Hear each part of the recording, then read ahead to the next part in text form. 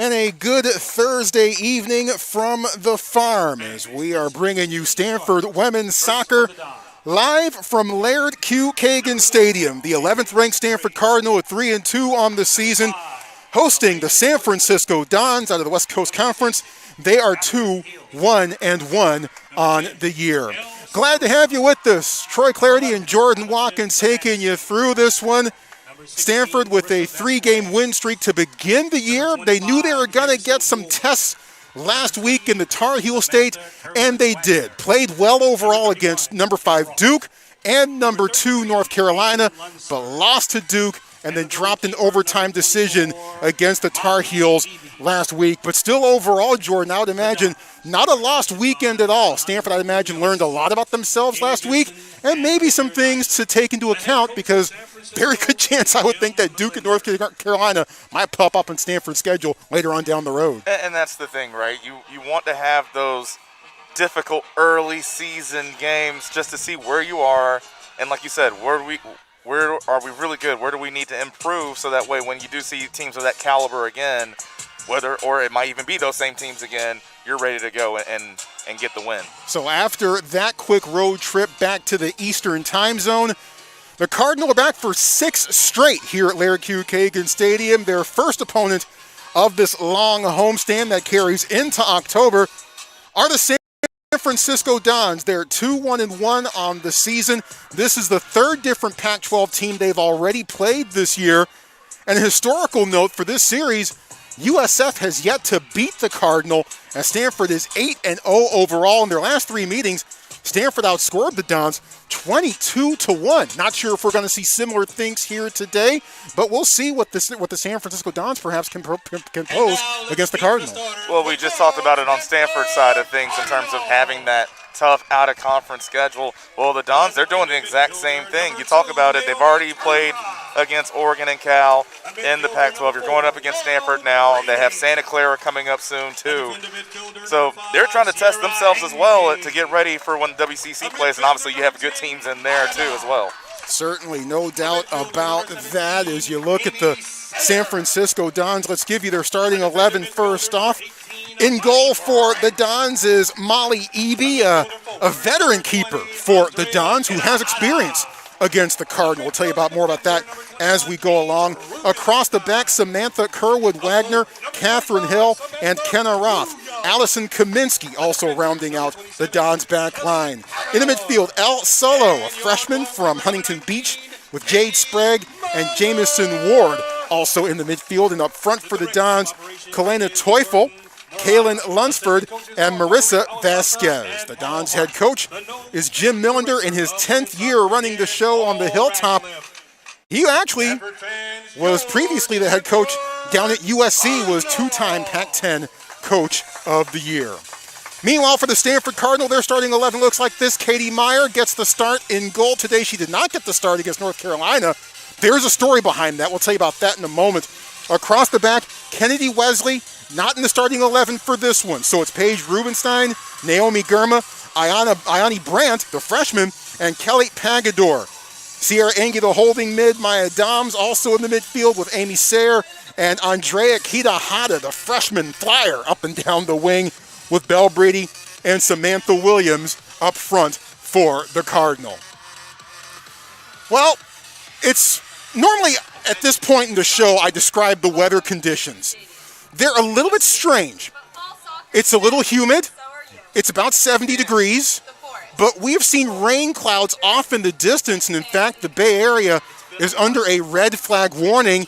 And there is dry lightning possible. So some strange things in the skies here in the Bay Area. Granted, not as strange as they were 1 year ago today when everything was red on September 9th, 2020. But still, weather probably shouldn't be a factor here, but might be a little something to keep in mind as we go along. Well, we did see earlier, there was the announcement Cal women's soccer was supposed to go up against Sacramento State today. That was canceled.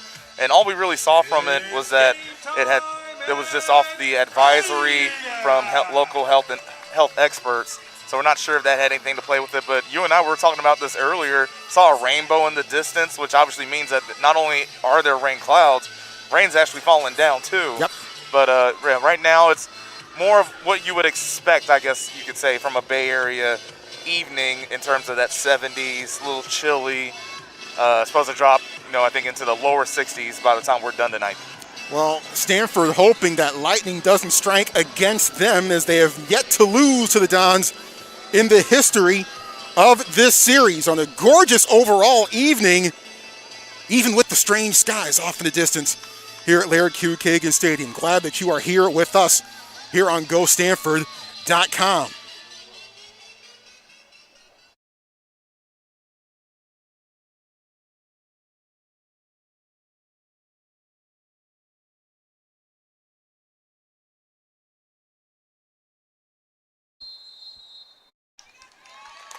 Everybody up after the moment of solidarity. And off we go. The Dons, the Cardinal, enjoy the match. Dons have already played 2 Pac-12 teams, tied Oregon in the opener. That was a 2-2 final on August 22nd. Dropped a 1-0 decision to Cal. Heads up, just off to our right, and in about the 5th row. Meanwhile, Stanford looking to get back in the win column after dropping those back-to-back games in very, very close fashion to Duke and North Carolina. Obviously, Stanford would have preferred to get the result, but Stanford played very, very well. And this is still a team that is still finding itself for the most part, but certainly going to Duke and to North Carolina, and to come away with those results, certainly the Blue Devils and the Tar Heels had to earn those respective wins over the Cardinal. Stanford certainly with a lot to grow on as we start to get through non-conference play and turn towards Pac-12 action.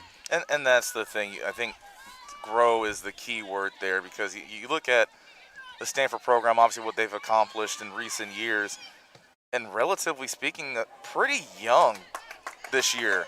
And so, again, you have those matchups, those top matchups early on before conference play. And, of course, we know what the Pac-12 is when it comes to women's soccer.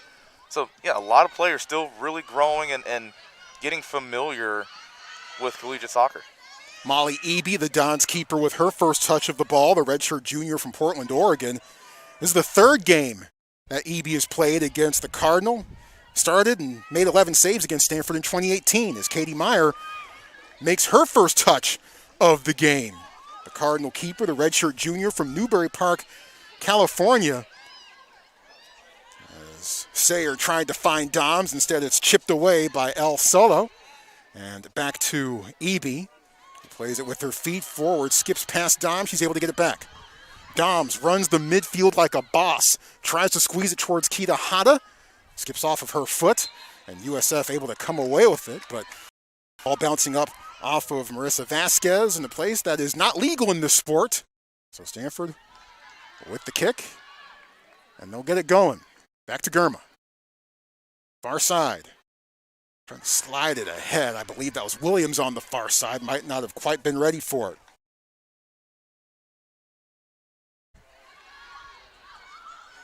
On the move, sliding it forward, but cut off well by USF.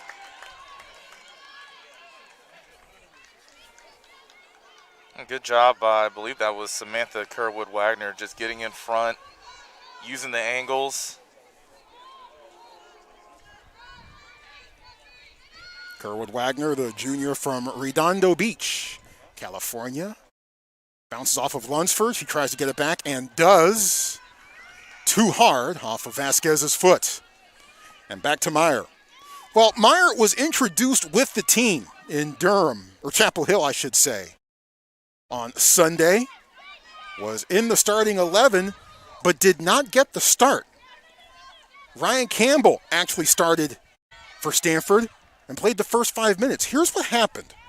Carolina head coach Anson Dorrance, one of the legends in this sport, noticed that Katie Meyer was wearing some earrings that he apparently had some question with as far as maybe safety equipment. I don't know.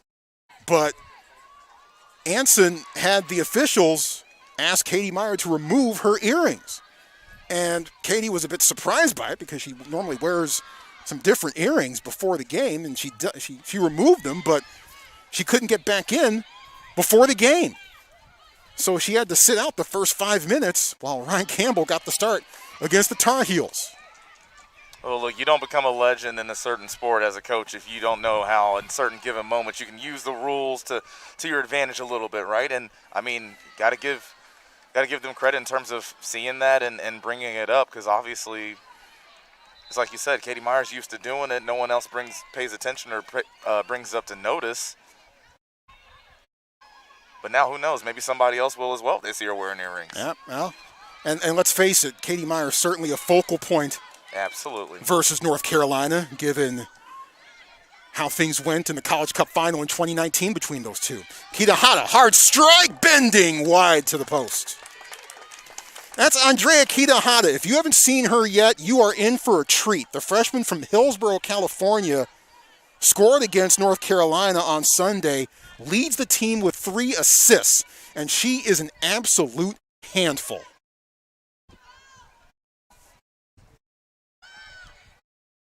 You think about some of the players, again, recently that have come and gone through from Stanford, and I'm sure the rest of the Pac-12 isn't happy that every time you look up, there's just another phenomenal talent that's out there for them.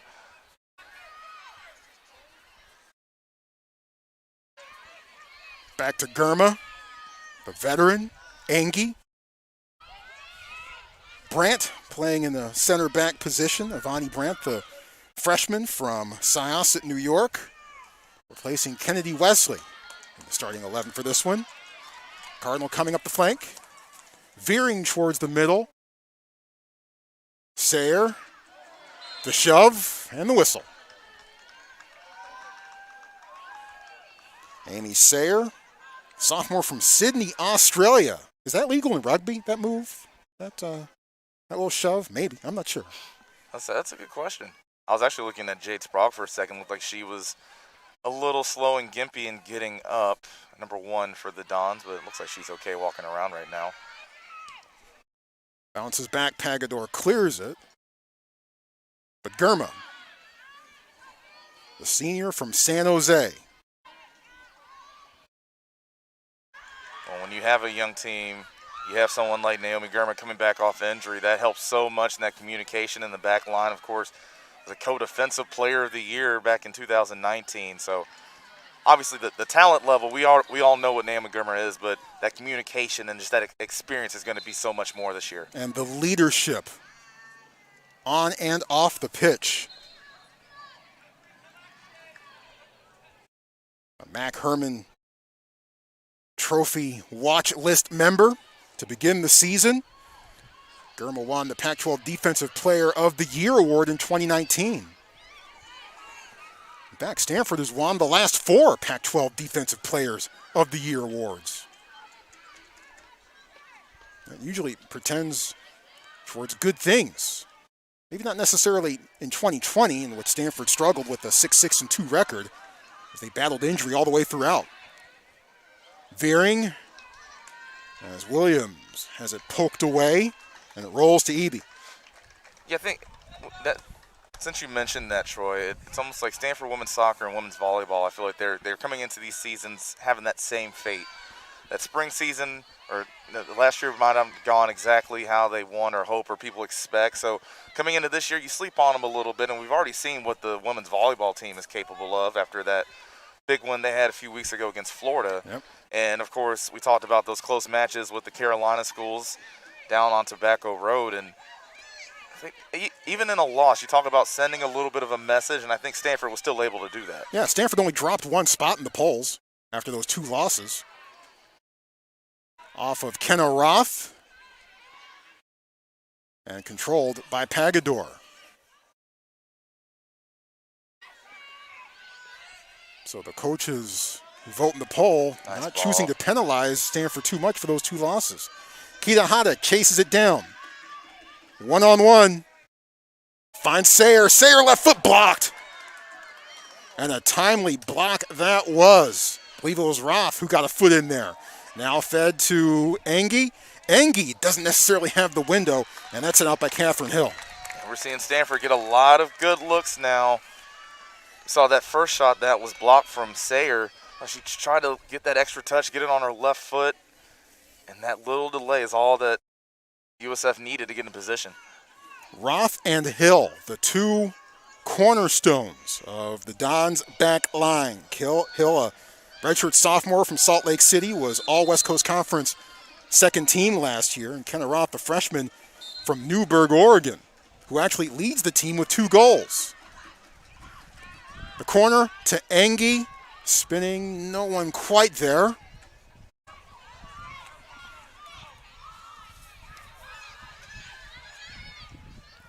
Ball's back to Brandt. Too hard off of Williams' foot.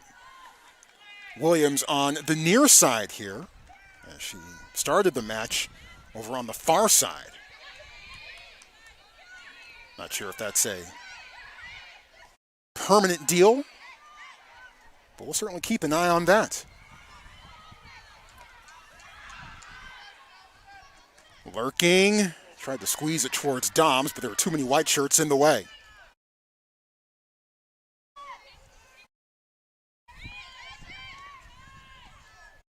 Doms tries to turn, not much room, but Doms finding another gear. Centered, nope. Well, so far the Dons' defense in the back line has been in the right place at the right time. They're certainly being tested, but as of right now, they have been able to anticipate some of the questions Stanford is asking to this point. And that was going to be the big thing for USF. Obviously, we know how talented Stanford is. They're going to get their chances. The question then was going to be, when Stanford has those chances, can that Dons defense step up to it? Then, of course, going back the other way, let's say Stanford does make that mistake, can you get that counter going to possibly catch them slipping? Last time the Cardinal played in this building, they beat San Diego State 6-0, and it was just an absolute barrage. Stanford unleashing 44 shots on the Aztecs, 21 of them on goal. And the Aztec keeper, all things considered, played a whale of a match. Well, you think about it, they're coming into this game, and in their last 2 games, Stanford, we're speaking of here, scored 1 goal apiece. Yet still coming into this game, they're second in the Pac-12 in goals. So, again, you talk about that firepower. They had 6 in that one against CSU Northridge. They had 7 and 2 against Cal Poly. So they've shown how dangerous this offense really can be and how explosive it can be. Which was a bit of a problem throughout the 2020 season, and let's face it, perhaps somewhat of a question mark in 2021 without Savannah Coleman, who suffered a preseason injury and has since decided to retire collegiately with her career. But there were some potential questions as to whether Stanford was going to find goals. Well, they've been able to answer that to this point. Meanwhile, the last couple of sequences for the Cardinal, maybe not quite as smooth as they would have preferred, but now they're looking to atone here, trying to find Breedy. Williams, too hard off of her foot. Sayer controls. Dom spins. Surveys. Nice foot. Chipped out again. Sprague hanging in there for the Dons.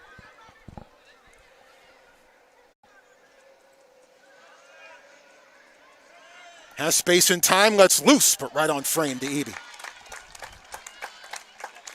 That was Belle Breedy who was taking the shot from distance. Eby had 6 saves against Oregon in the Don season opener. Lunsford can't control it. Eby doesn't give up much back there for the Dons, and it sure helps to have that 6-foot frame in goal. Dom's on the move. Can she win the race? Off of Eby and out of the box. And the corner kick coming up for the Cardinal. Eby coming off of her line. That's always a gamble, but that time she's able to win it. Played short. Williams waits. Back post. And almost off the head, trying to spin and turn. Kicked out by the Dons. Cardinal trying again.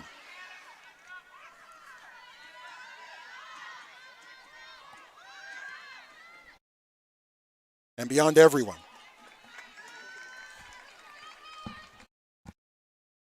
Back again to that play by Molly Eby. It just looked like when she made that decision to come off the line that at first I thought she made it too late because it really did look like for a second there Maya Doms was going to have the clear ability to get there, maybe go for a chip or get one touch and get by for a goal.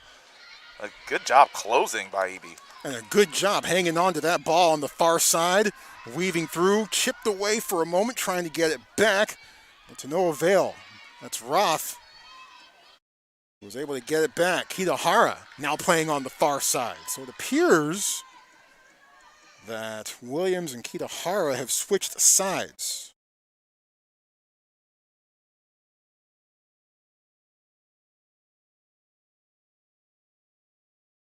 As we are 15 minutes in here on the farm, Troy Clarity and Jordan Watkins, glad you're with us. Number 11 Stanford versus USF, the Dons, coming down from the hilltop and making the trek to the farm.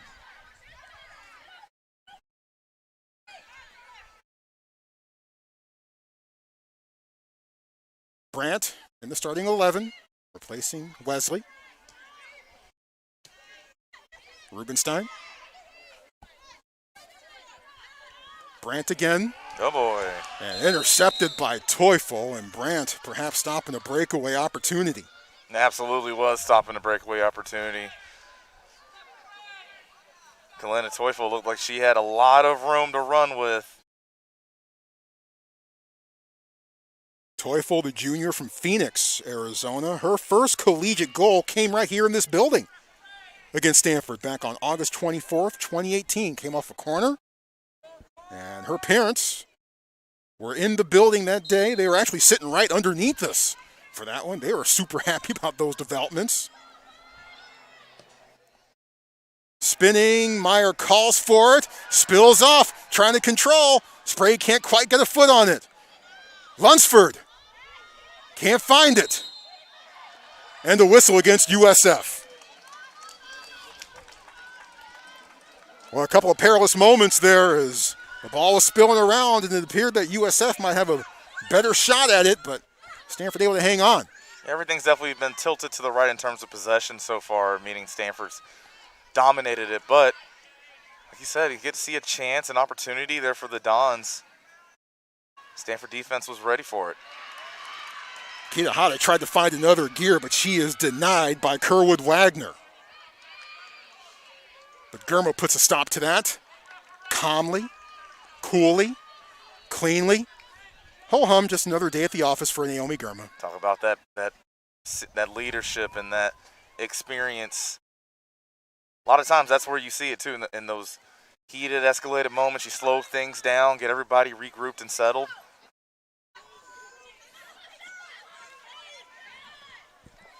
Dom's the turn. Finds the outside. Kitahara. Edge of the box. Double marked. Not a bad idea if you're the Dons. Takedown, we play on. Thought she might let loose. She does. A spinner that Eby's able to collect. Tell you what, it wasn't hit hard, but it looked like it might have had some spin or movement to it. I don't know if it was deflected because in the last minute, Molly Eby, she was going to her left and then had to try to get that foot in the ground and go back to her right. That was Engie who gave it a go. And Eby with her third save of the evening to this point. And now the Dons with a free kick.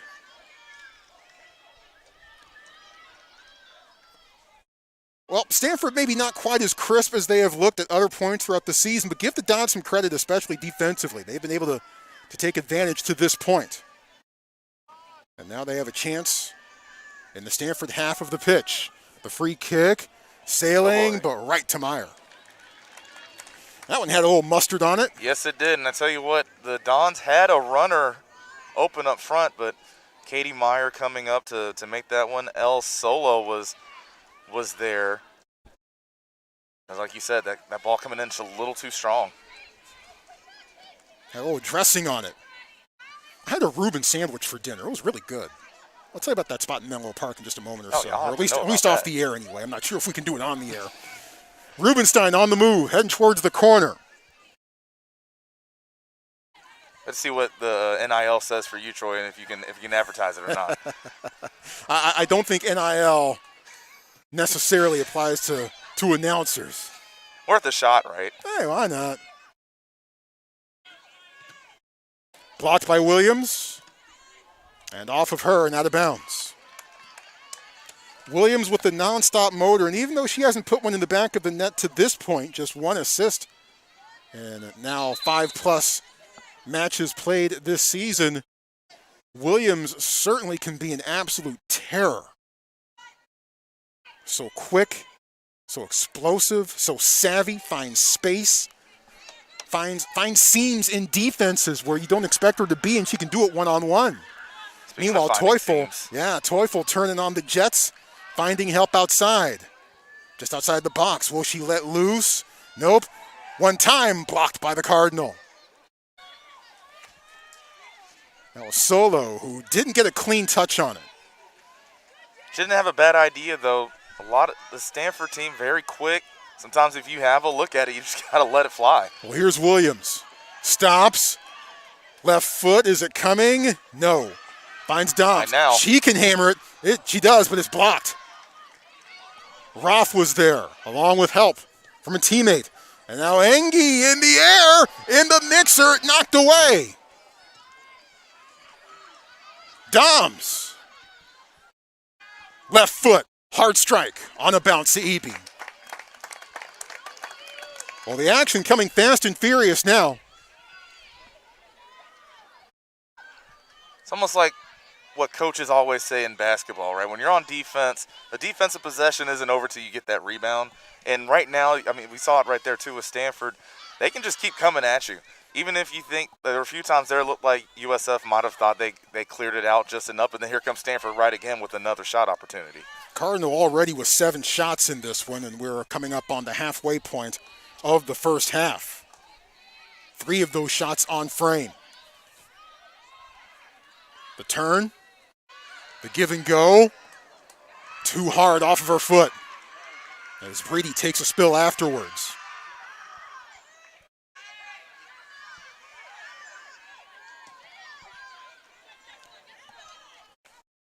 Beyond Ward's reach. Doms has a little space and a little time and has options.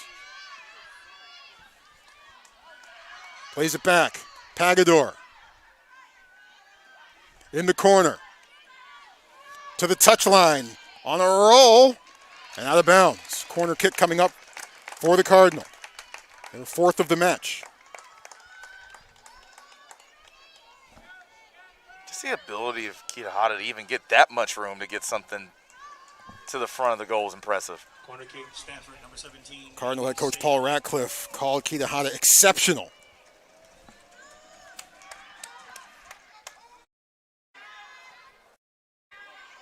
To Engie. In the air, but Eby able to get there before anybody else. But Kitahara was lurking. Actually, that was Sayer in the vicinity.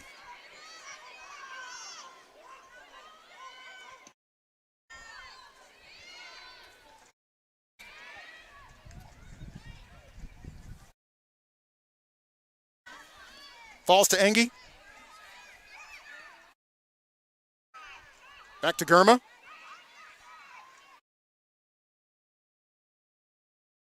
Far side.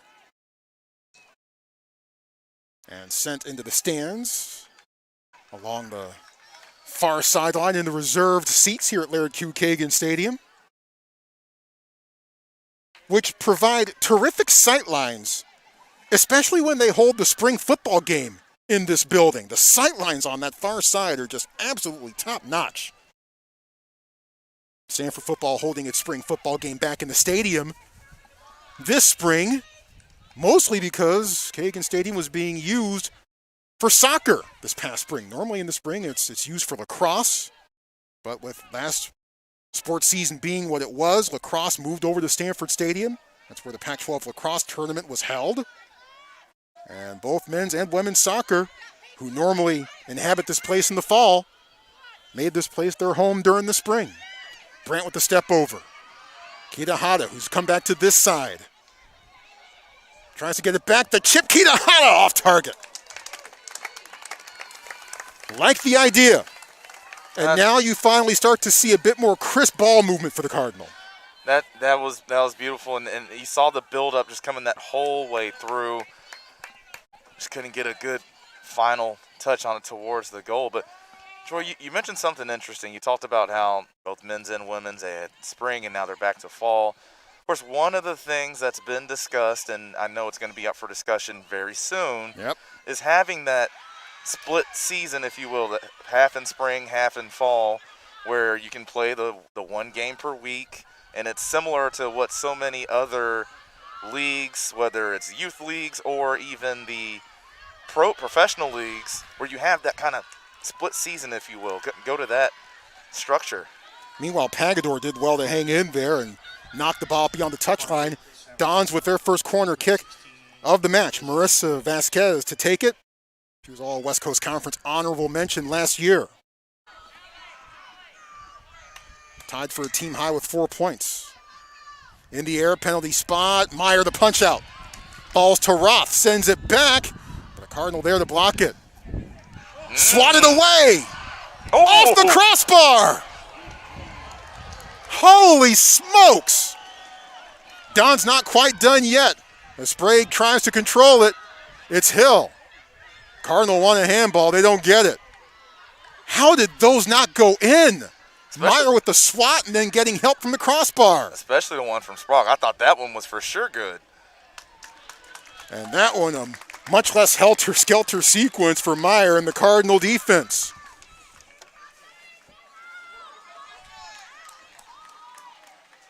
When we talk about opportunities coming for the Dons, and I don't know how many better ones they can get than that, so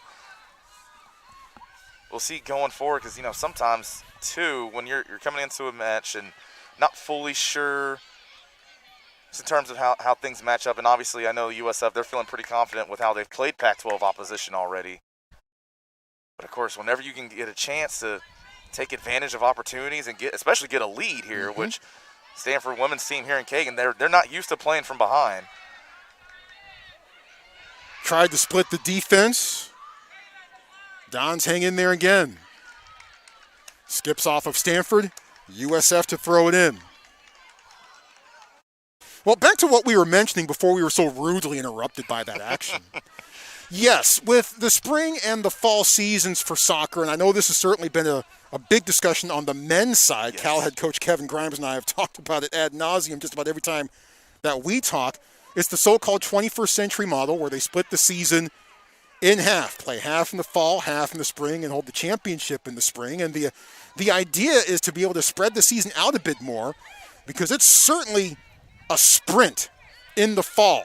And the coaches don't like the fact that during the fall, they can't really teach anything. It's just more about maintenance and recovery during the fall, because the games are just so tightly spaced in the schedule. So the vote for the NCAA is going to come up in April. We'll see what happens there. Meanwhile, for the Dons, trying to slide it forward. It does end up at Ward's foot. Ward, penalty spot, off the head. Meyer sprawls for it, out of bounds, and it is going to be a goal kick, as Teufel was lurking and hunting for a goal. Well, and suddenly, the Dons answering some of the Cardinals' early opportunities. Yeah, and if that through ball that was coming to our near side, that was a little bit stronger, they might have had even something more dangerous coming. Substitutions for the Cardinal. Abby Grubel is in for Stanford, as is Kennedy Wesley. Wesley, the junior from Rossmore, California, did not make the start, but she is back on the pitch. Abby Grubel, the senior from Santa Ana, tied for the team lead with 4 goals so far this year. Grubel has been terrific. And Grubel played just 3 games in the spring season last year. Falls beyond Brady's foot and cleared out. Grubel took winter quarter off and returned to the team when spring quarter rolled around and was able to participate in the final 3 games of the season. We have 2 balls on the field. That's not legal in this sport. So Rubenstein will throw in the correct one. Now going back to what you were talking about with Coach Grimes, and especially as it pertains to the men's side of things with that 21st century model, one of the big things he talked about too, that it would be a big difference, at least when it came to the American players, is recruiting. Yep. He was saying, I think that's the one big thing, because I asked him, do you think NIL is going to help some of the American players to decide to come to play in college versus, going to Mexico or USL, things like that? He said, nope, the big thing is you change the season and then they'll start coming back again.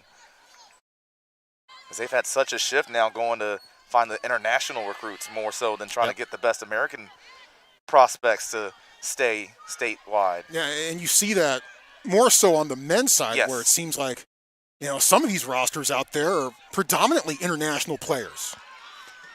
Vasquez tries to turn. Instead, she's held off by Wesley. And the Cardinal maintain possession once again. Rolls back to Meyer, who calls for it. And takes it to Brandt. Brandt, who got the start in place of Wesley, who is in for Kelly Pagador.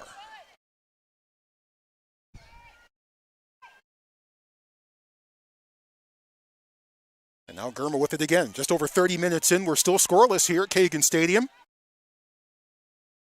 Between the Cardinal and the Dons, the last 10 minutes in particular have provided some back and forth moments on both ends of the pitch. Rubenstein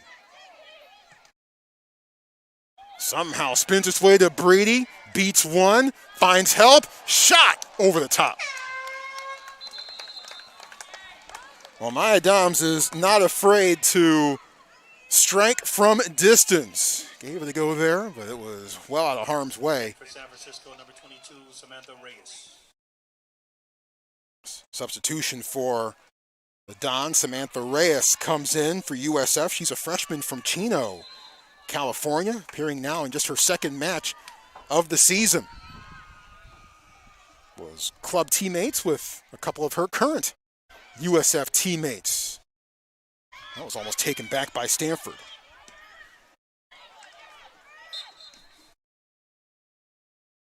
Marissa Vasquez being one of her former club teammates, who she is now sharing time on the Dons with. Dons led by Jim Millender, two-time Pac-10 Coach of the Year, 1996 and 1998 during his days at USC. He and Paul Radcliffe go back over 40 years. How about that? They've coached against each other in the Pac-10/Pac-12 West Coast Conference. Don't forget Paul Radcliffe was the head coach at St. Mary's before coming to Stanford.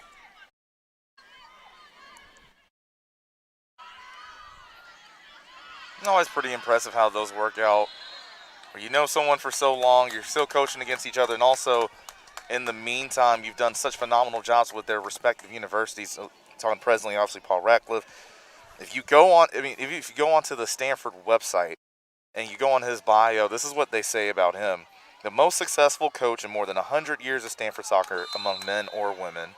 Then you go on the other side with Coach Millender, and you go back to even 2015, and he helped lead one of and multiple of the best seasons in program history for the Dons. Meanwhile, off of Brady's foot, he'd be able to sprawl and make the collection. Well, 4 saves on the evening for that young lady. He'd be working on her master's in sport management. She's in the right place to do it. Yeah, yep. The spin, and off we go. Shooting it down the sideline, sprinting towards the corner. Germa trying to get rid of it. And USF to throw it in.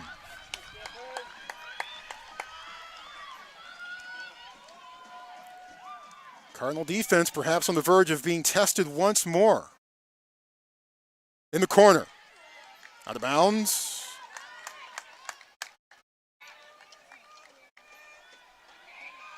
And it is a throw-in.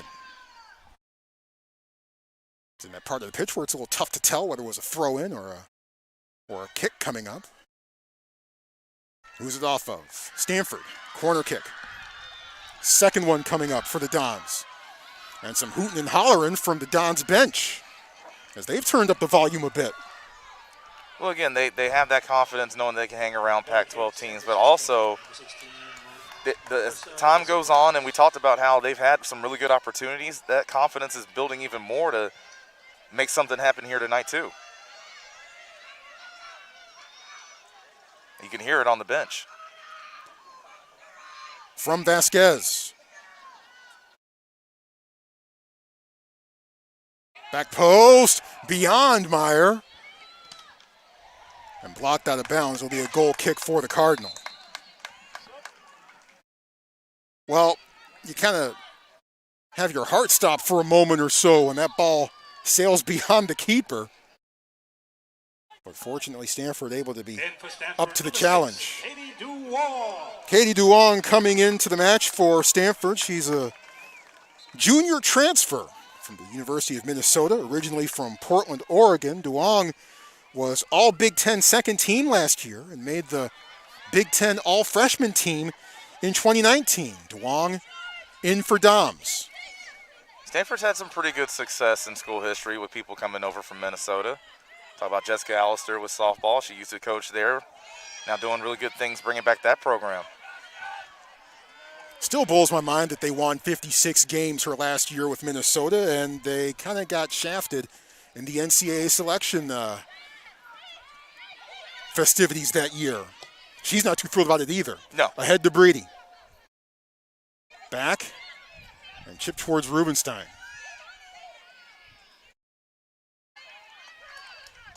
But Stanford softball making great strides once again this past season, making it to the NCAA tournament. I tell you what, she's about as competitive and intense as they come, too. No doubt.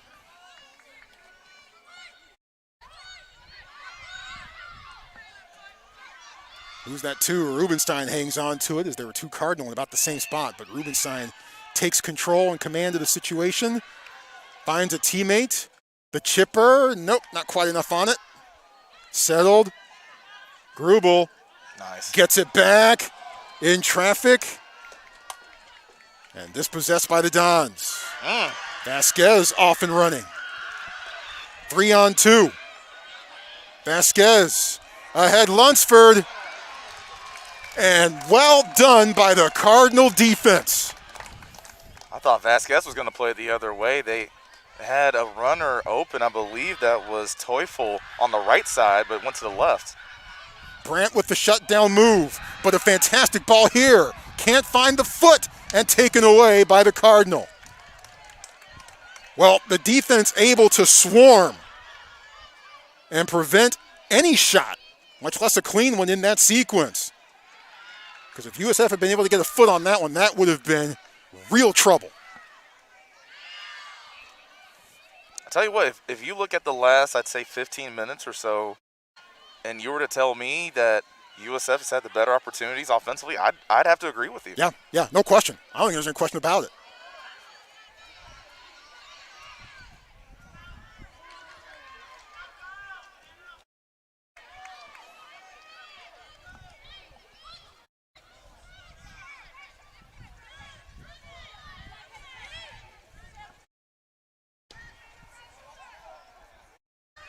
Can't find Kitahara. Duong tried to keep it alive. Vasquez directing traffic. Teufel turns. Lunsford. Teufel. Teufel. Gets help. Vasquez. Teufel again. Inside the 18. Close quickly, tries to chip to the left foot towards a teammate, but beyond Lunsford's reach. Tell you what, Teufel's shown a few times now when she's in traffic, she's very difficult to get off the ball. And Jim Millender, a big fan of Teufel's speed, her IQ, and the fact that she can play with both feet. And we have seen that in some occasions so far in this one. Substitutions for the Cardinal: Madison Eisen, a junior from Rockland, California, coming in, as is Juliet Leontini, a sophomore from Danville. Gabby Rizzo replacing Kalena Teufel for USF. Kita Hada trying to find another gear. And the Cardinal trying to stem the tide a bit. Trying to perhaps maybe hang on to the ball a bit more, maybe slow the pace of this match down. It's almost like a role reversal from the first 20 minutes. Stanford was the one being aggressive, getting a lot of chances.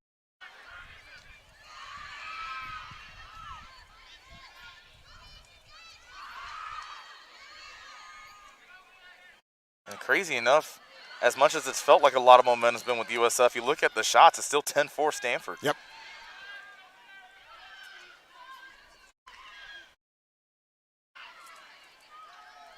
Double teamed and taken away. Cardinal hang in there, trying to make sure it stays alive. Off the head and out of bounds. Less than 5 minutes to go, first half.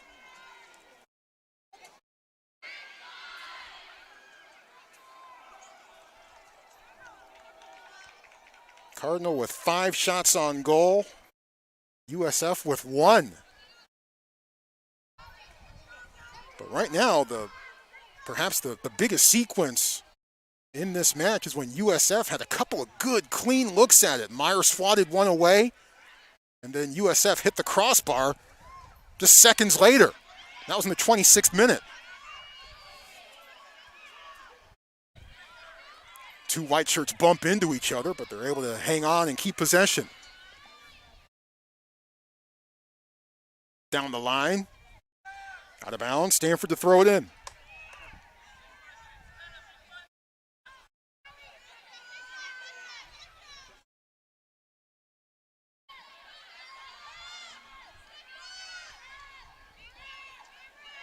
USF has been cohesive along its back line for the most part. Stanford trying to pressure a bit. And a throw in for the Cardinal. Stanford would love to get one in the back of the net before the break.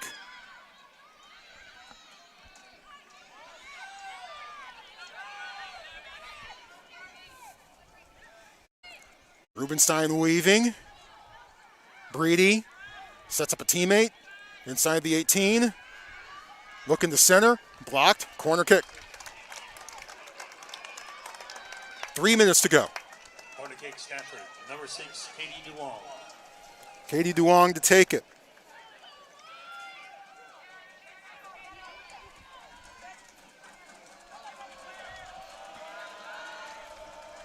Stanford has done terrific work on set pieces this year. High, penalty spot, Gurman in the area, but it doesn't find her head.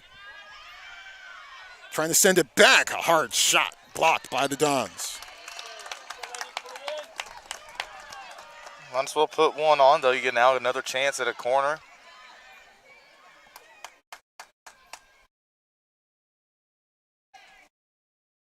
Garubel. Corner kick, Stanford. Number 24, Abby Grubel.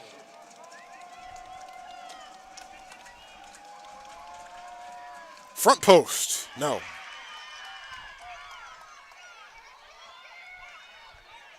Two minutes to go.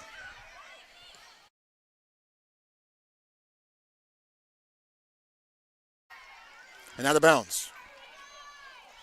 I like the near post idea there for Stanford. I was just looking while they were getting ready for both of the corners. A lot of tall bodies on that USF team, so maybe you catch someone slipping a little bit on the near post. It might be a better opportunity for you than putting it right in the middle. Yeah, Dons have 5 players on their roster at 5'10" or more. Rubenstein tries to squeeze it forward, but instead USF, as they have been to this point, in the right place at the right time. That's where flexibility comes in handy. Yep, no doubt. Flexibility that I sure don't have. I used to. Well, I mean, not that much, but enough. I mean, I could try it, but there would be irreversible consequences. I'll be here to help you up. Thank you. I appreciate that. Final minute, first half. Stanford looking for a way through.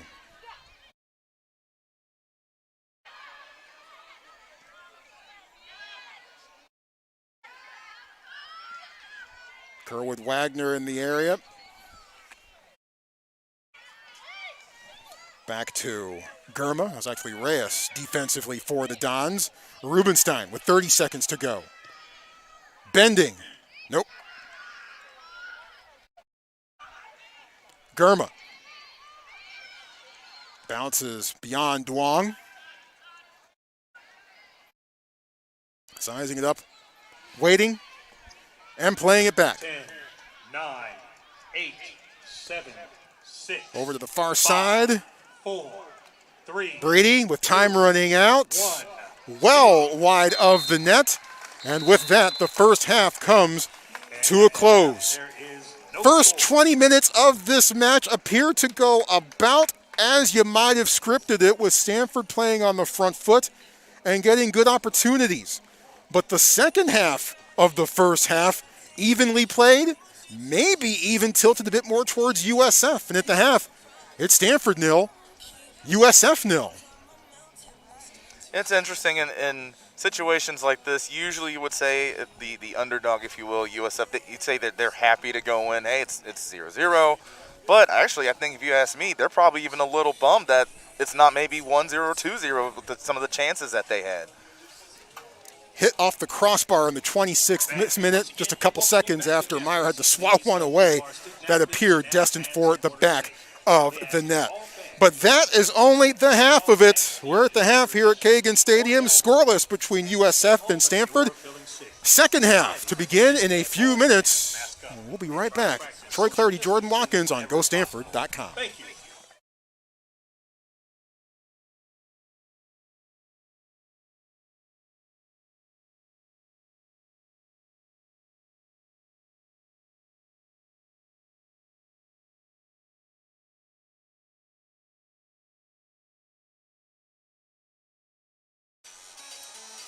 Welcome back. Getting ready for the second half here at Laird Q Kagan Stadium. Alongside Troy Clarity, I'm Jordan Watkins. No score in that first half, but definitely plenty of action going both ways. And Troy, with that being said, one thing I have to think about, if you're Stanford, you're coming off that weekend where you played two exhausting games, emotionally exhausting. You're coming into this Thursday evening game against USF. I don't want to say they've looked past them, but you wonder just how much they really had left in the tank to get going, and all of a sudden, here you are in a game. Yeah, and there's no doubt about it. Stanford has looked super crisp at other points in the season, certainly against Cal State Northridge and San Diego State, and for the most part did some great things against Duke and for much of the match against North Carolina as well. That crispness, for the most part, has not been there tonight for Stanford. Now, look, the other teams trying to win too, give USF some credit as well. Defensively, they have been compact and cohesive along their back line. How much more can they withstand from Stanford? Can Stanford find the gear that it hasn't quite been able to find in the finishing department so far in this one? Talked about it too. USF had, at least in the last 20 minutes, they were the team that was getting the better looks and opportunities towards the goal. Second half underway now. USF only used 2 substitutions in that first half. See if they'll go to the bench more often here in the second, especially maybe this game starts to get a little bit more up and down.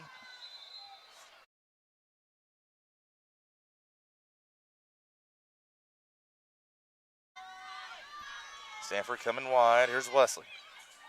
Sends one in. There's someone open. Doms couldn't turn around to get a shot.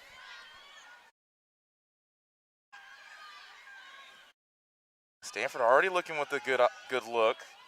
Ball coming in, far post. There was a runner, but nothing there to connect with Bell Breedy. Yeah, Breedy with a good run there, but on that previous sequence with Doms, I think that maybe Maya thought that she didn't have as much space and time as she actually did have. So she tried to turn away from the defense when actually she might have had a little time to settle and then keep going direct towards goal. Goal kick for Evie.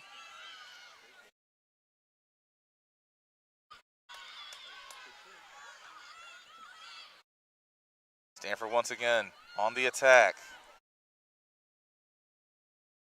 Cleared away by the Dons defense and sent upfield.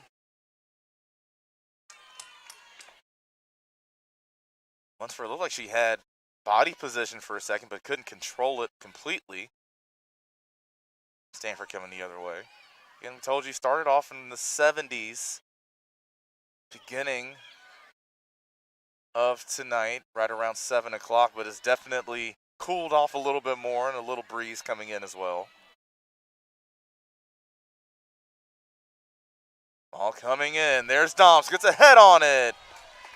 And Evie reaches up to make the save. Well, Doms with 4 goals already this season in points in 4 of the first 5 games of the 2021 campaign. And you know she's going to have a factor or be a factor in Stanford's attack going forward. Not just in setting folks up in the midfield, but trying to be in the right place at the right time in the box. Stanford, by the way, with one change from their starting 11 as they begin the second half. Kennedy Wesley, who did not start in the first half, is out there to begin things in the second half, replacing Kelly Pagador, who got the start.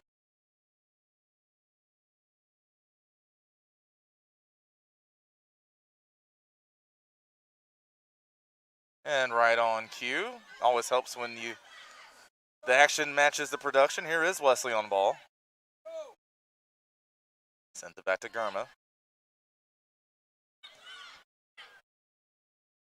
See a lot of activity up front right now for Stanford. Maya Doms, you talked about it earlier, Troy. She is all over the place right now trying to make some runs into the box.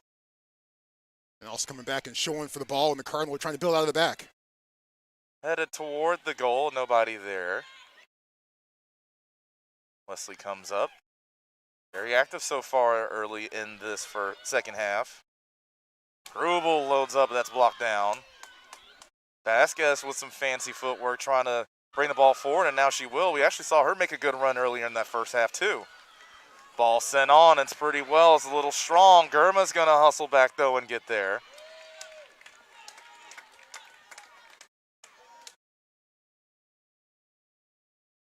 We talked about that, too. Maybe that's how USF gets that goal across. Try to find a big counter. And try to go over the top as well, because, look, you're pretty much not going to go through the Stanford back line. Perhaps your only shot is to go over the top. Now Stanford coming the other way. Itahara now outside.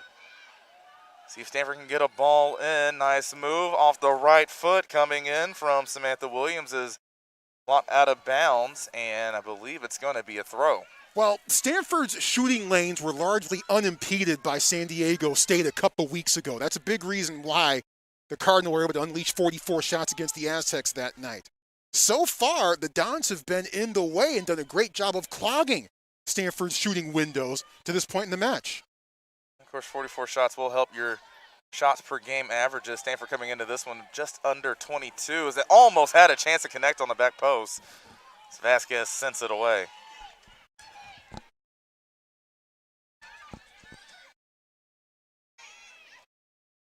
Now, pretty similar to how the first half started. Things are tilted in Stanford's favor. But, of course, where it matters, still a 0. There's a good ball through.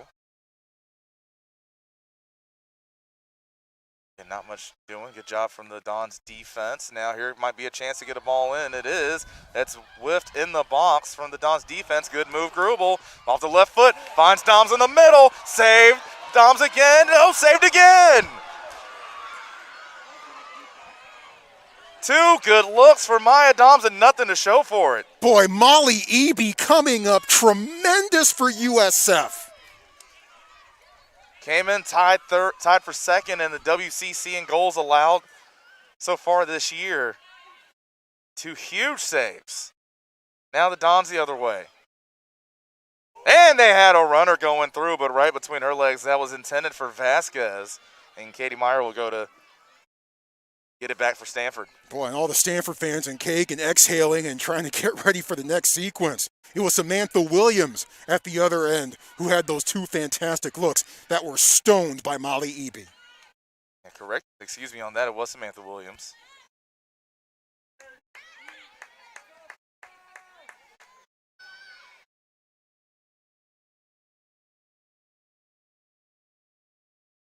And without a doubt, Eby's toughest saves that she's had to make so far tonight. As there's a handball. We'll go back to Stanford.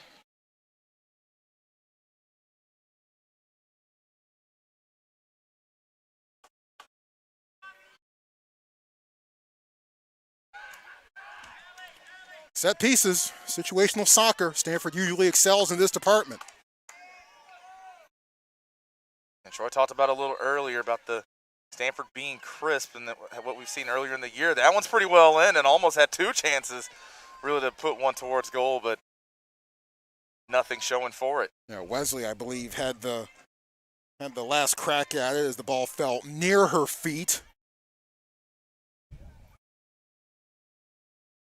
Well, you got to think that as many looks as Stanford is getting, that one or two are going to sneak through to the back of the net. Then again, I thought that in the first 20 minutes of this match too, and here we are. It's one of those things right now where, and depending on who you're going for in this one, both teams really have the ability or opportunity to say that. Here's Williams. Williams now. She has a lot of room. Sends one forward, trying to connect with Breedy, but just couldn't. Well, and that may be a function. I thought Williams might have had a better shot just going to frame with that and just taking that one to goal, but maybe that's a function of USF being in the right place at the right time and making it difficult for the Stanford Cardinal to unleash those distance shots. So maybe Stanford thinking a bit more instead of just letting loose like they usually do. We saw a couple of those in the first half. I believe Andrea Kitahata had a couple of them, but I remember one that sailed a little bit to the right. There's a shot from distance, and Eby springs out but couldn't get it. Well, it's been a while since we've seen a Cardinal player with space and time, and you don't give that young lady space and time because she will make you pay, and almost does there with the whistler that goes wide to the left. Eby extend that 6-foot frame, and it went just wide of the goal.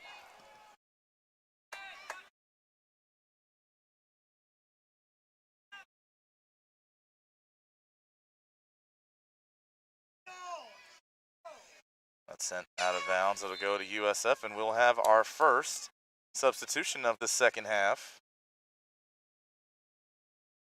It looks like Jade Sprague is going to come off, and Samantha Reyes will come on, number 22. A couple of scores of interest around the Pac-12. They're in the 51st minute down in L.A. 4th-ranked UCLA leading 8th-ranked Santa Clara 1-0. Santa Clara, of course, comes here in 10 days. Looking forward to having the call of that one on the Pac-12 network. And a final from Austin, Texas. Oregon 1, Texas 0.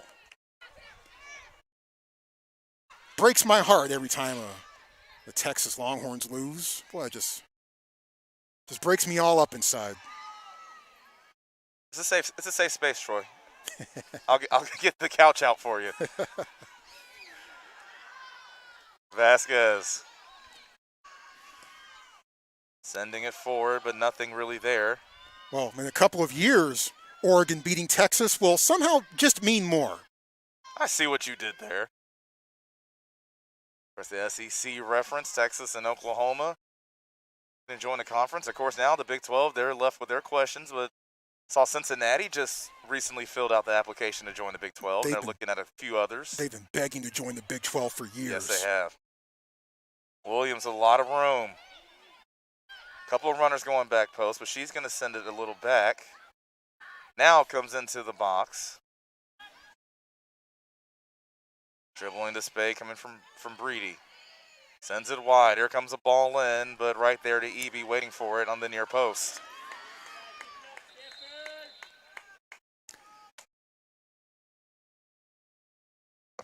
Part of me wants to say that was a fairly impatient sequence for Stanford there. Maybe they might have been a bit better served, maybe holding on to the ball just a little bit longer didn't quite have the numbers rushing towards goal as Leontini comes back in. Well, you talk about how USF, especially that back wall, they've been in the right place for a lot of these shots and a lot of opportunities. Maybe now, talked about it, maybe Stanford overthinking some things, trying to rush it and just get something whenever they can.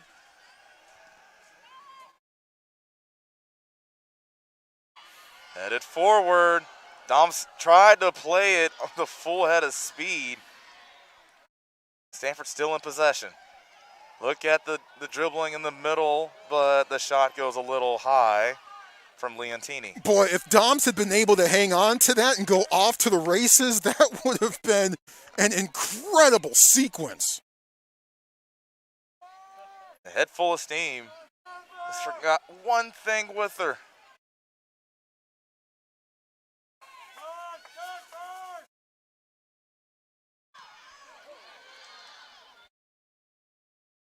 That high pressure, forcing turnover. Stanford, can they get possession of it? Williams giving chase. I couldn't come up with it.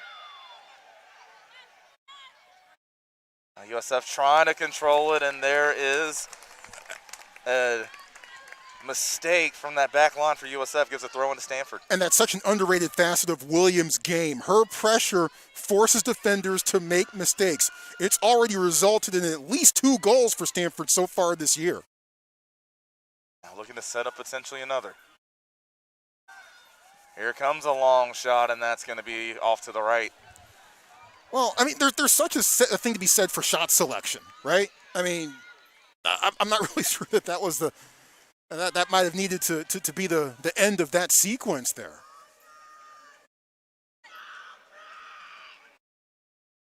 Stanford definitely applying pressure in these first 13 minutes in the second half. Once again with possession.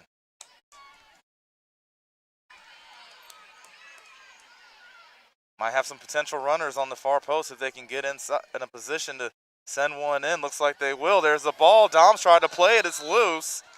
And she got a piece of Evie. Let's make sure she's okay. Yeah, Evie will take a moment, and rightfully so, to collect herself, as that was a potentially physical situation. Evie with 9 saves tonight. Got help from the crossbar in the first half, but 2 point-blank saves of Samantha Williams just within mere seconds of each other. That right now stands as perhaps the key sequence of this match, as the official has a chat with Doms to make sure, hey, when you're rushing in on a goalie, be a little careful. Nicholas Marin-Kumbo, the referee. Sanjay Chuderi and Michelle McMullen, your assistants. Alternate official, Jonathan Simon. Good to see Evie back on her feet. This has been one of the big emphasis in soccer as of late, especially with potential head injury situations. Stanford with it. And a phenomenal job defensively on that far side by USF. I believe that was Sprague over there. Or either Ken or Roth. Defensively doing the job on Kitahata.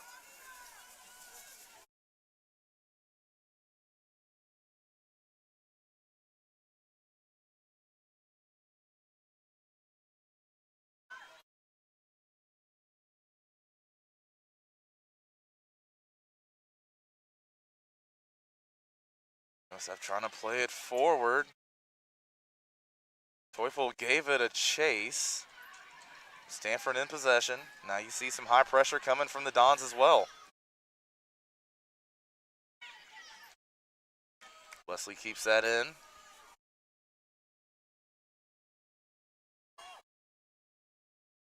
As Troy mentioned in the open, Don's still looking for that first ever victory against the Cardinal. And they're trying to get it done in a building where Cardinal don't lose often. Since 2014, 81-4-8 here in Kagan. Ball tried to be sent in. It was blocked down, and the shot coming in goes wide. Still in play, and it will go out. Let's see where exactly it did. It was down by the flag. I believe it might actually be a throw, and it is. And that just tiptoed that line the whole way down into the corner. Yeah, I believe that was Doms who got a foot on it in that last sequence.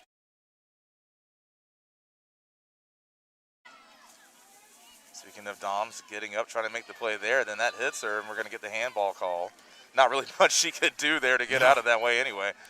Yeah, last time these two teams played, it was September 8th, 2019. 3 years, check that, 2 years and 1 day ago.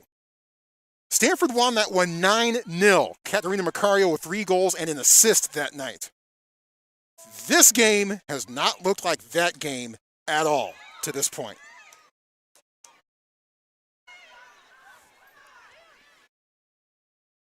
Williams with it, taking contact along the way from El Solo. Stanford reverses sides.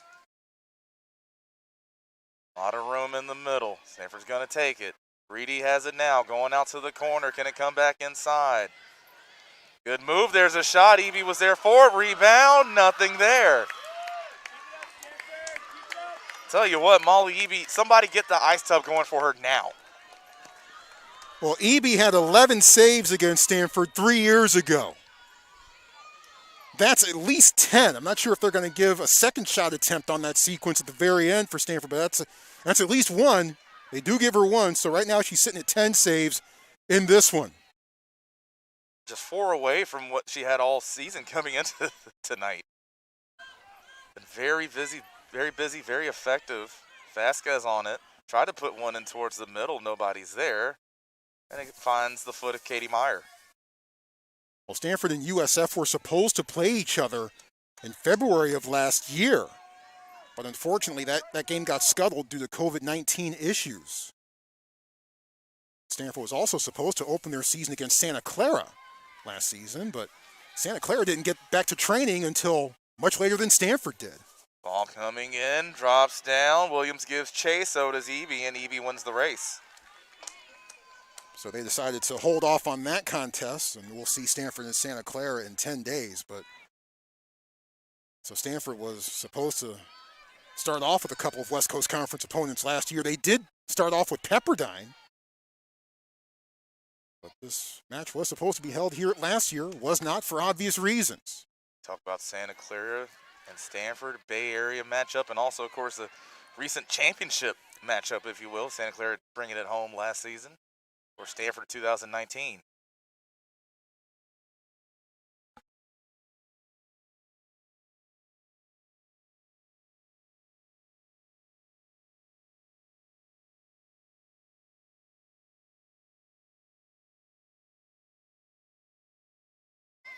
Burma with it. Now Wesley.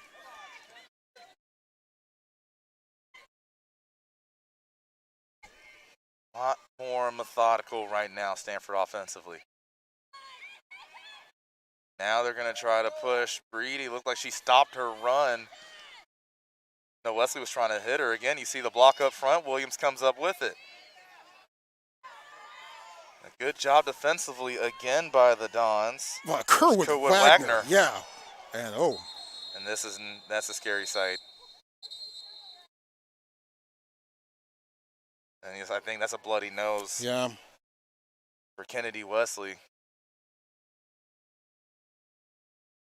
Yeah, you can, I mean, even from here, you can see it dripping into her hand. So Wesley will get attention. She and Marissa Vasquez collided. Just a simple soccer play. That happens. I can attest to that myself. Even saw Vasquez. She grabbed the back of her head for a second, but Yeah. she's back up with her team, so that's good to see. As Leslie's given some medical attention. Naomi Grimmer right there with her.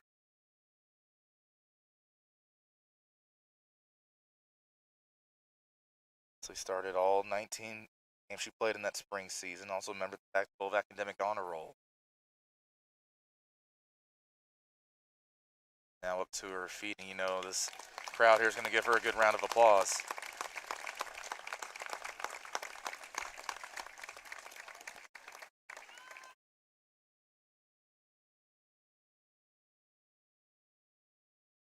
Of course, there always you hope for best case scenario.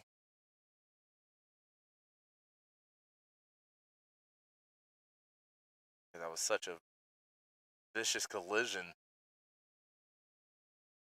In for Stanford, number 12, JoJo Harbor. Well, here's news. JoJo Harbor making her season debut. Harbor, a graduate student actually, from Bellevue, Washington. Played in all 13 games last year, got 10 starts, was injured at the start. When I talked with Paul Ratcliffe a couple weeks ago, he said there's no, she's jogging, but there's no real timeline for her to return at this point. Well, the timeline is here. Harbor's back on the pitch. Yeah. Now, Ratcliffe also said the same thing about Madison Haley.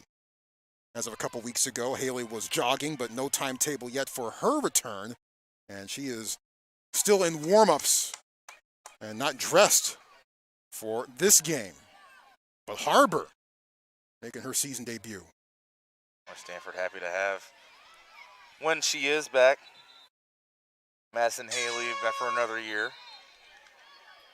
We're going to have it's like 4 substitutions coming on for USF. In for San Francisco, number 1, Jade Sprague. Number 7, Kaya Pagoni. Number 3, Sprague back in. And number 21, Candace Pilagos.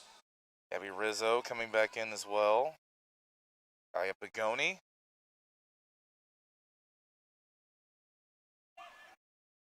Teufel goes out. Jamison Ward comes out. So does Allison Kamansky. Candace Villegas comes in for her. Caitlin Lunsford also going off as well. Gurma and Harbor, the center backs for the Cardinal. There is Naomi Gurma.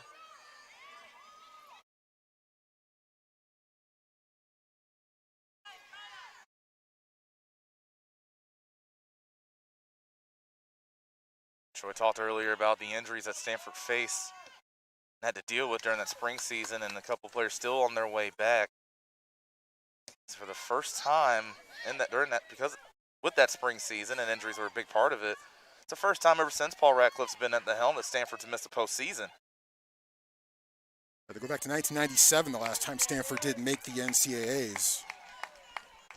22 consecutive postseason appearances, but one thing that comes with injuries, you get a lot of other players with a lot of experience. That spring season, freshmen combined to make 31 starts. As here comes the ball in and could not connect with anyone, and is cleared away a little bit by the Dons. The Gurma comes up. Stanford retains possession. Nice turn. Here comes the shot, just a little bit wide. It was Doms once again. Doms is nonstop, isn't she? Yes.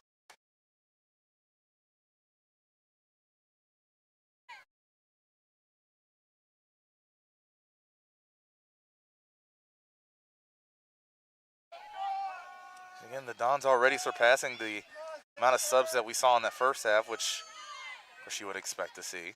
With only 2 coming in the first.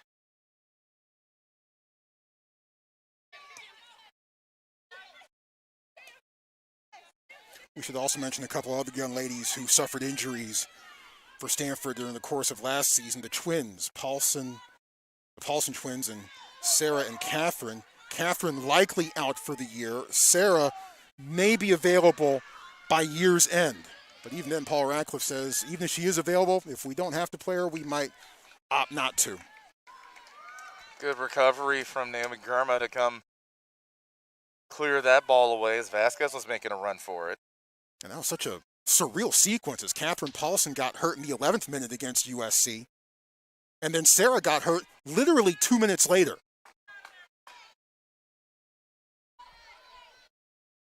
Well, that's one of the unfortunate happenings that you don't have a full-on training camp or that warm-up session that you'd usually have, as Katie Meyer's going to take care of that. You see a lot of injuries pile up, and that was one of the things with COVID. It's just like, hey, we're playing. Let's get everyone on campus and make things work. And you see that with a lot of different sports. I feel like not even just the Stanford women's soccer team, where there were a lot of injuries in a lot of sports where it was a last-minute decision to let's try to make things happen.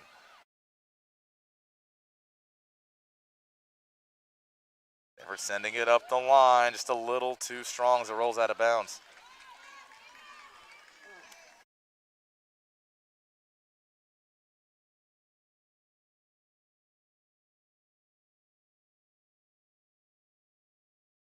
Still 1-0 UCLA over Santa Clara in the 68th minute. USF still looking for that first shot in the second half. And we thought Stanford put up a good amount of shots in the first. They had 12 already with 11. We're about 25 minutes into half number 2.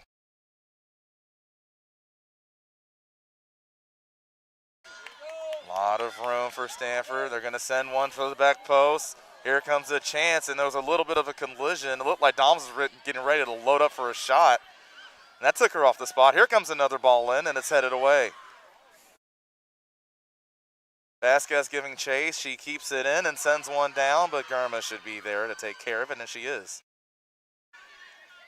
Troy, I see you shaking your head a little bit over there. What's going on? Yeah, Stanford a bit too helter-skelter right now on the attack, at least in that sequence anyway.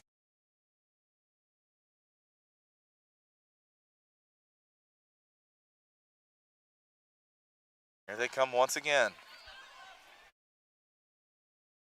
Brady with it. She couldn't stop in time to get it on her foot. And now Vasquez comes the other way with it. And try to send one through. That's a tough pass to make, and the Stanford defense up to the task.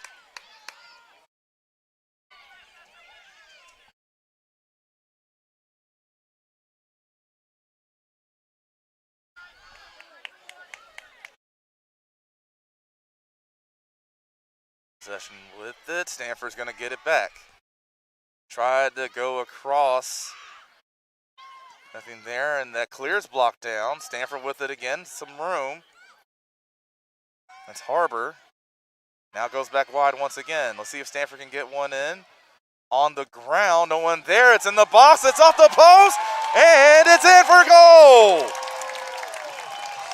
Might not be how you drew it up, but you'll take it nonetheless. Goal for Stanford. And that's going to go to JoJo Harbor. Well, welcome back. How about that? Welcome back, Harbor. And Stanford had numbers in the box crashing in. And even though Eby got help from the crossbar again, ball bounced up, hit the bar once more, and then finally went over the line for the goal. And finally, look, I'm not saying Stanford can exhale because we still got 19 minutes left in regulation here, but certainly in a better spot now, up 1-0. It's a miniature exhale, if you will. And right back on in the attack once again. Dom's with it, makes a move.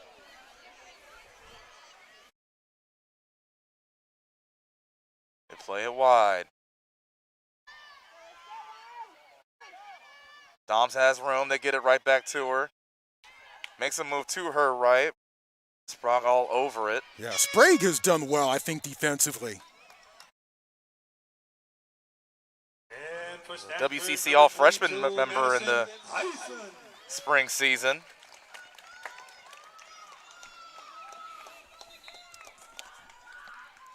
Madison Ison comes in.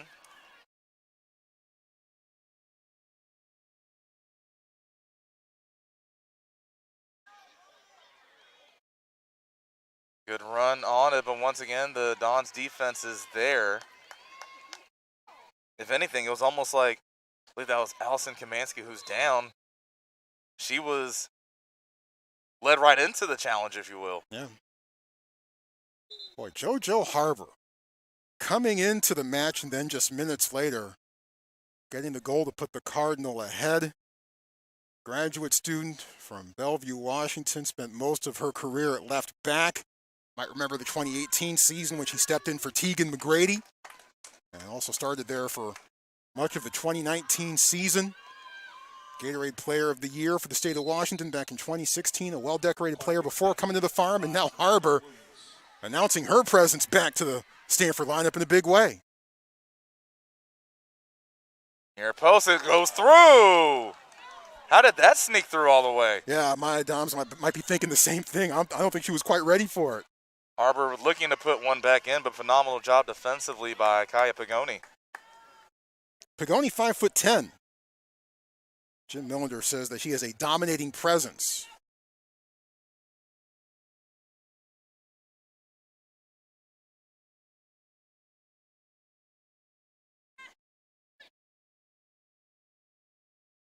Naomi looking to switch sides. Now she will.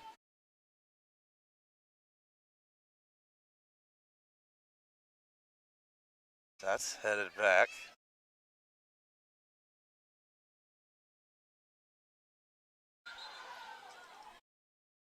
That must crossed over the line. It's going to be out of bounds for a throw for USF.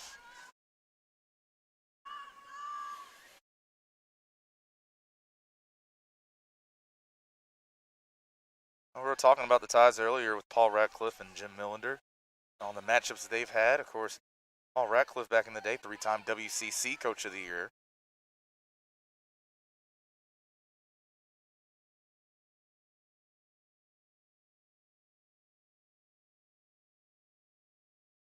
And there's a strong challenge from Sprague, and she's going to definitely earn that foul.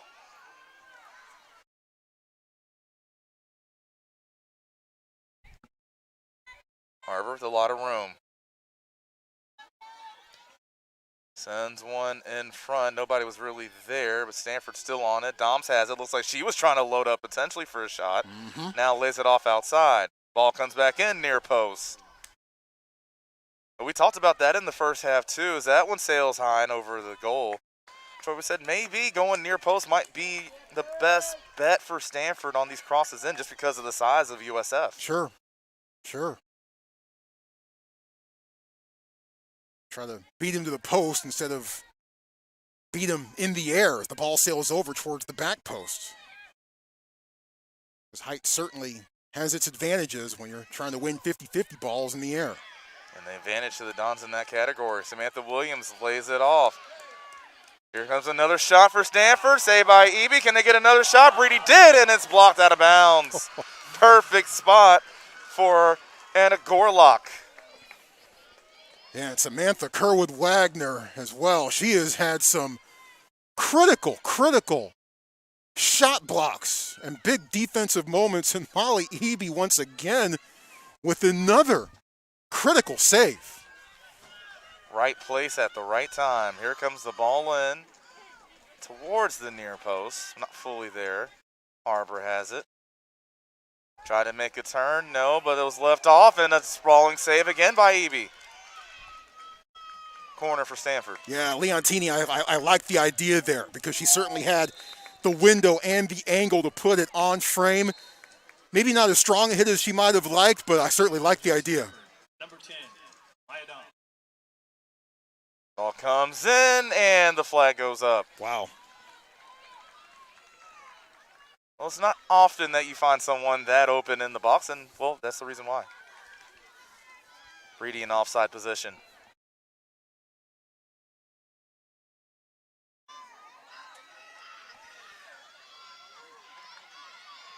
Sprague had about 4 Cardinal around her.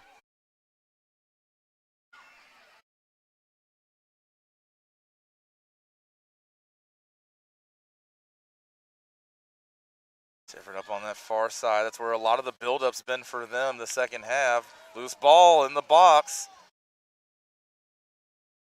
Still controlled by Stanford. And now outside. As that's deflected and out of bounds. Dom's on the throw.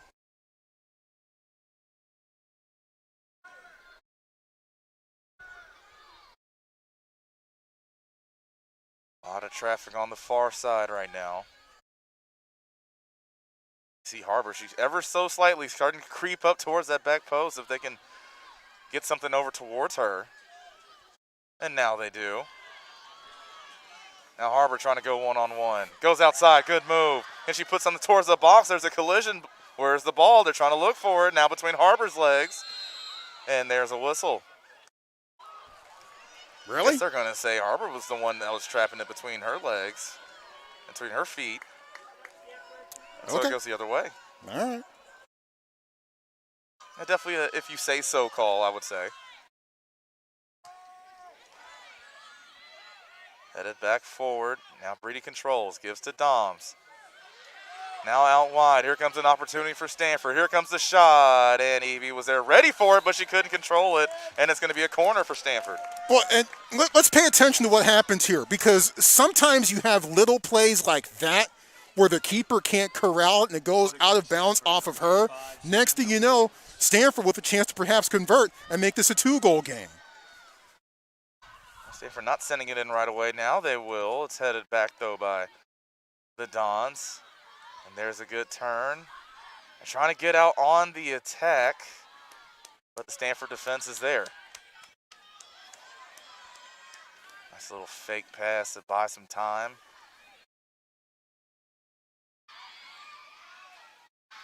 And listen to that Stanford bench over there applauding the effort defensively. Now into the middle. Here comes a big windup, a shot going for upper 90 and just a little bit far from Leontini. Yeah, and that got deflected along the way and maybe made it a bit more difficult for Eby to judge it and to pick up the flight and the spin of the ball. But fortunately for her, high and wide left. Stafford, number 25, Samantha Williams. Samantha Williams will take this corner. Last one on the other side, we saw Stanford play it short. They're going to do it again. Tom's going to attack. Now trying to put one in back post. Irma tried to make a run towards it, but couldn't be there. And it looks like we're going to say that was deflected because it's another Stanford corner on the other side. Yeah, Germa with already 1 goal this year, and it was a howitzer against Duke from about 25 yards away. Most of Germa's goals tend to come in set pieces like this, but good to see that she can hit from distance like she did against Duke. So I'm sure that's exactly what teams want to see, right? Something else to worry about against Stanford. Right. Ball bounces in the middle. Harbor tried to load up for her second goal of the game, but couldn't get a shot off on it.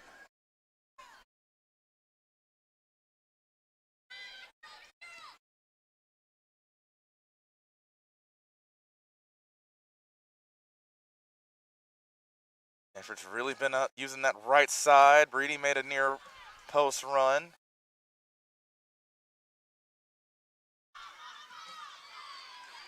As this has been a continuation of what we saw in the first half of the first half. This has really been a Stanford-dominated half so far, Troy. You know, it's a 1-0 game, but I'm having a little trouble trying to process this because it doesn't feel like a 1-0 game, but I don't know which way to lean here, whether it feels like Stanford should be up 4-0 or 5-0 or something like that, which they probably should, or whether this game maybe should be a bit tilted more towards USF's favor, because certainly defensively, they've done just about everything you could possibly ask against the Stanford team.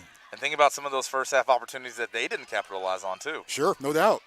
So I'm having a little trouble processing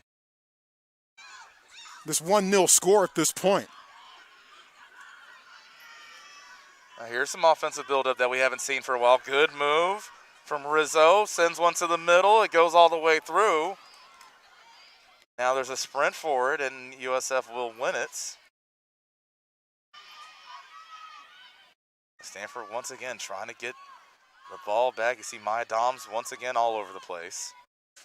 Well, and quite honestly, much of this game was shaping up like the game against Cal last season in this building, in which Cal just got one opportunity and cashed it in for a 1-0 lead. Meanwhile, Stanford with chance after chance after chance, but maybe they pressed a little bit too hard that night and maybe fell victim to the rivalry in a sense. And for the most part, much of this match had kind of been reminding me of that night back in March against the California Golden Bears. Now, fortunately, Stanford has the lead right now, so So that's certainly good news for the Cardinal, but still, I'm having trouble trying to figure out whether USF or Stanford really should be ahead in this one. Well, one way to look at it is if you're a Stanford fan. Fortunately,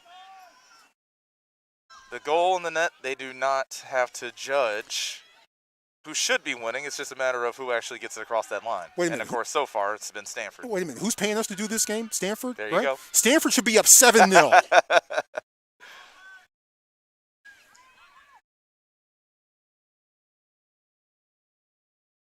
Just a little over 7 minutes left for USF to try to answer one, or Stanford gets some insurance. That rolls around for a little bit, and the Cardinal finally come up with it. Leontini now gives to Williams. She goes back to Garma.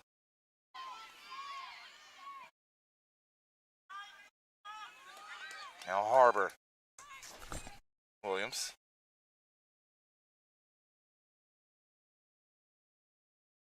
Leontini lets it go through. Still a good job defensively from Kerwood Wagner. You've heard her name a few times. Yeah, Kerwood Wagner, Roth, Hill, Sprague, defensively. They've put in work.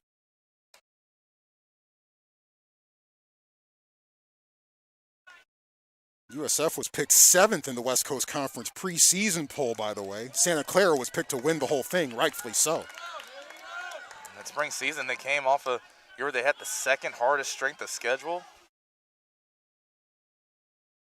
Finished in the spring 4-4-2.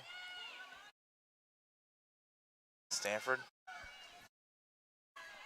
They tried to threaten there, but couldn't come up with anything. But again, you see that pressure whenever USF has tried to clear. There really haven't been many easy clearances for the Dons. No. I mean, granted, they've been able to get the ball back more often than not and block shots and make life much more difficult for Stanford attackers than maybe most folks would have figured. But you also have to be able to build a little bit and be able to get your teammates and everyone else involved into the attack as well. And USF has struggled at points in doing that. Fatima Waldo coming in, the freshman from South San Francisco. Her first action. As we have a foul in the midfield, and they'll go back to the Dons. USF was picked to finish 6th in the West Coast Conference last year, which is where they did finish. Santa Clara was picked to finish 2nd in the conference in 2020. They finished hoisting the big trophy at the very end of it all. A little bit of a streak still going for USF. 4 straight seasons. They finished the 500 record or better. We have a late substitution coming in for Stanford. Number 13, Mia Watanabe. I'll see Mia Watanabe, sophomore from Hawaii. The 3rd game she's played in this year, appeared 5 times in the spring.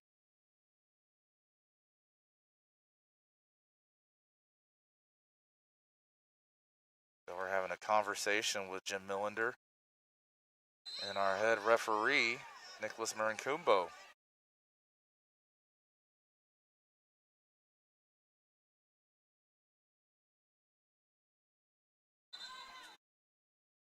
Stanford wins that one and hit a couple of feet before going out of bounds.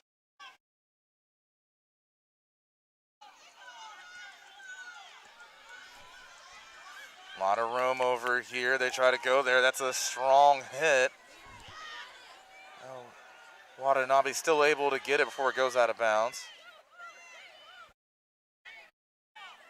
Back into the middle. Leontini. She'll reverse. Stanford switching point of attack. Wastes a couple more seconds off. And that goes out of bounds.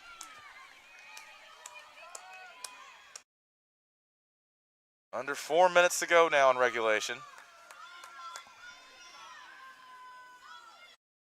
Well, after this one, USF hosts Portland State on Sunday. Then they do a 2-step in Texas next week at SMU and at Baylor. Their first conference game on October 2nd at St. Mary's.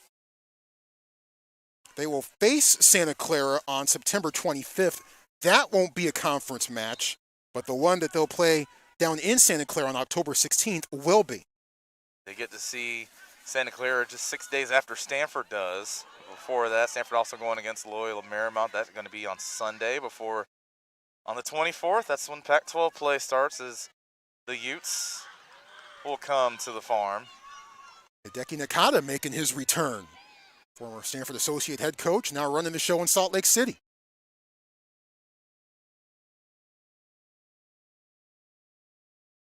So the Ratliff coaching tree continues. Isn't it interesting, all the different coaching trees that you have that stem or root here at Stanford in so many different sports? No doubt.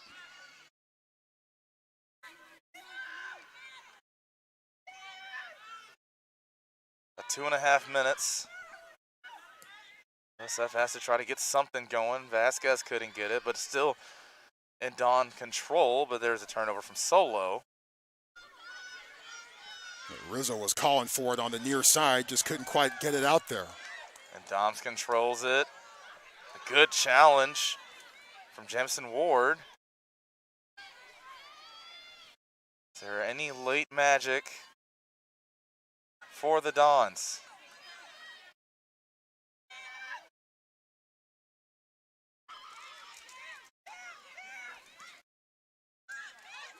Here is Rizzo. They send it back up. Gurma's going to get chased. Will she get there first? That was a good effort down in the corner by Kalanda Teufel, but she couldn't keep it in, so it's a goal kick for Katie Meyer. Yeah, Teufel was trying to maybe get a deflection off of Gurma. Good effort. Of course, the thing is, you assume once Naomi Gurma's down there and around the ball that no one else really going to get a foot on it. Oh, there's the ball sent in for Meyer. Flicked forward. You see Breedy bringing some high pressure. He sends it down. Looks like Baconi is going to get there. Now Vasquez, she's been active a lot tonight. A back heel flick. And the Stanford defense converging and sends it back once again. Looks like Maya Doms is crouched down right now. And Stanford's with it going the other way. Dom's still down. But Stanford might have an opportunity to get goal number 2. There's a sent on for Breedy. She's got a one-on-one with Eby. Makes a move and it gets no! Phenomenal hustle to get all the way back. Oh my goodness. Catherine Hill.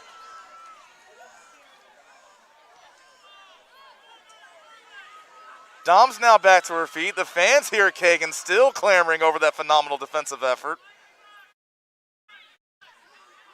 10, 9, With 10 seconds 8, left to go. 7, Stanford 6, looking to just run this clock out, and I believe that they 3, will. 2, 1, And that will do it. You can just look around this Kagan Stadium pitch, everyone hands on knees. Again, a phenomenal effort from Catherine Hill to save an opportunity by Belle Breedy.